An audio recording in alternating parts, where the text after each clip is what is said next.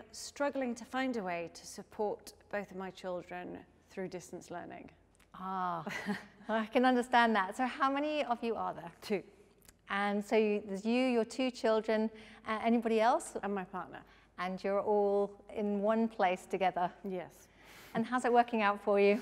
It's hard. The hard thing for me to understand to begin with is the main differences between face-to-face learning in a classroom and distance learning online. I think the main difference is that you're all at home.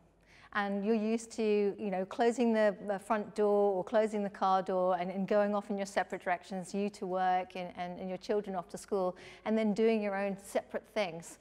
With distance learning, you're all together and you're all doing your different roles, all in the same place at one time. And really, it has to be a team effort. It has to be a collaborative activity. And you've got to use each other as supports to be able to get through it.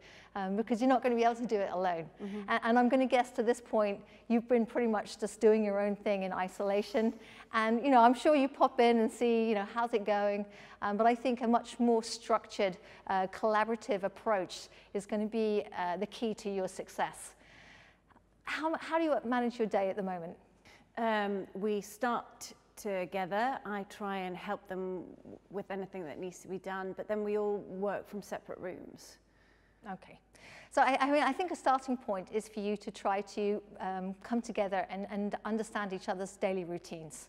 And put them together in a way that's meaningful to all of you. I mean, I'm going to assume that with your younger one, you're going to have to try to provide a visual strategy that's age appropriate. Mm-hmm. So whether that's diagrams or drawings, but some way to try to map out your day together so that your children understand what you and your partner are doing in conjunction with what they're doing. So that there's a kind of a team plan and that you have a window into each other's activities. Okay. And when it comes to some activities and classes, they're really engaged and they really want to join in. And there are other things that they just struggle to connect with. Is there a way that I can encourage them to engage with them? I think being part of their learning experience as much as you possibly can, given your own obligations, is a great starting point.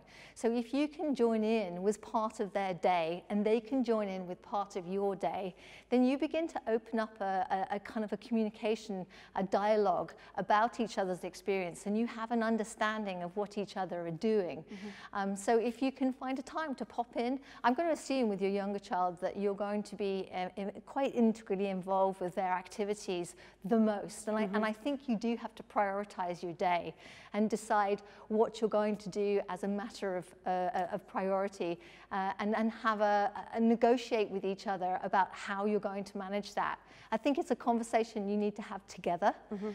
And I think it's also important for your children to have substantial input into this. So that they understand what your needs are in the same way that you can understand theirs. And at that point, when you have a better understanding of each other's needs, then you'll know where your priorities are in terms of supporting them for their most needed tasks. Great. And there are times when I can see that they're struggling with something. And sometimes when I try and get involved, I can feel them getting annoyed with me. And there are other times where I don't offer them help and I feel like I'm not supporting them. What do I do? How do I find the balance?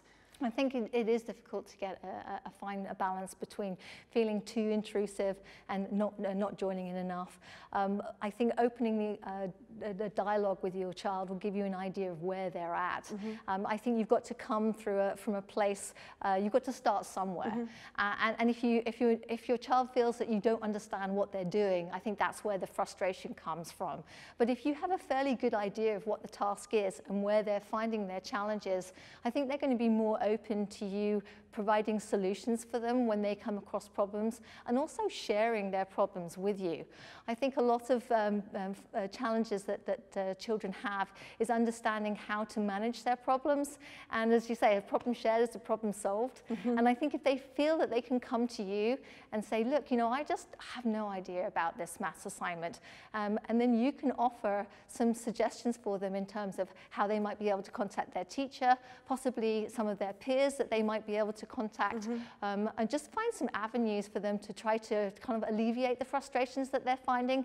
And it can only happen with dialogue. You know, and build a sense of community in your family where you care about each other and you're ready to come to each other with your problems, and not feel that you're going to be judged.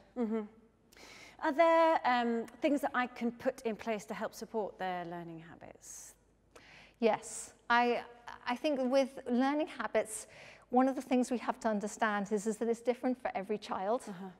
Some children are very, very organized naturally. And you know, everything has its place. They know where their rulers are. They know where their pencils are. And other children, I think, find that their organization skills are something that they need with support with. And you probably know that from your own children. They have different needs. I think it's worth them spending some time doing maybe a self-evaluation. Ask your children where they think they need help and how possibly you could help them. And then turn it around and say, actually, I think I need some help too, and how they can help you. So make it a two-way thing. Make it a reciprocal relationship. And I think when they understand that you're somebody who reaches out for help, then you can be a role model for them so that they can understand that asking for help and identifying where their challenges lie is actually a huge part of the learning experience. And understanding how we can be effective learners is a big step in the right direction to being an effective learner.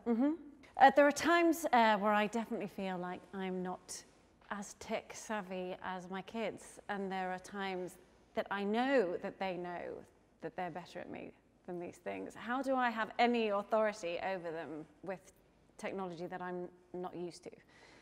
I think this comes from spending time with your child when they're in their own time, when they're using the technology for entertainment, sitting next to them, asking them about what they're doing or what they're watching, what app they're playing in, and do it in a non-judgmental way. Even if it may seem terribly trivial and you're not remotely interested, just ask them about the details that you're watching, and if you can, spend some time when they're working in the same capacity as well, so that you have an understanding of what the applications mean and the purpose behind them.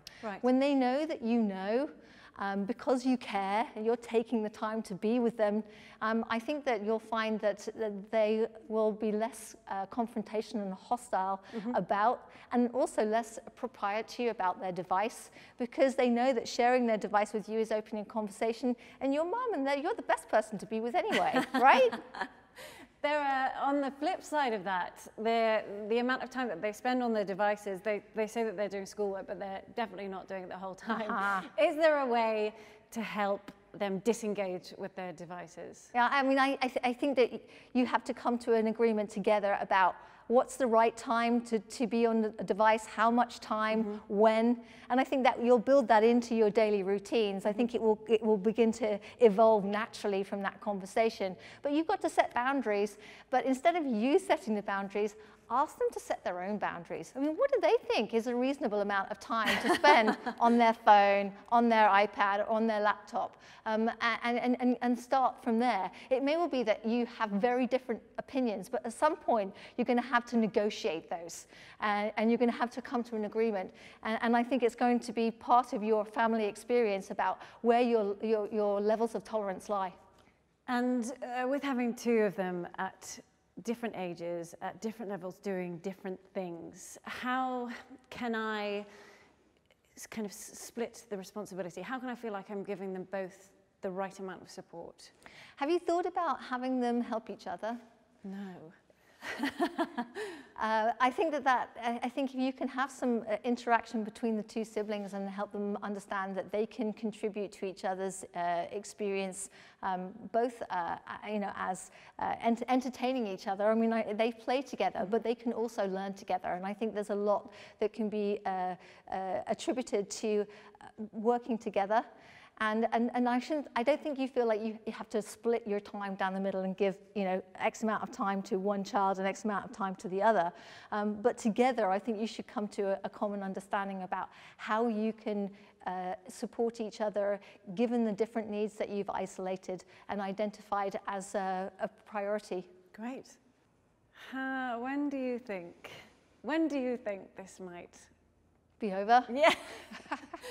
But return to normal? I'm not sure that after this global pandemic that we're actually going to return to the way things were. I think we fundamentally changed as human beings, and we'll take the very best of it with us. I think as we do, I think we come from a positive approach. I know that an effective learner looks at their work and believes that they can do it. Having a supportive family unit is going to help build the confidence that we need.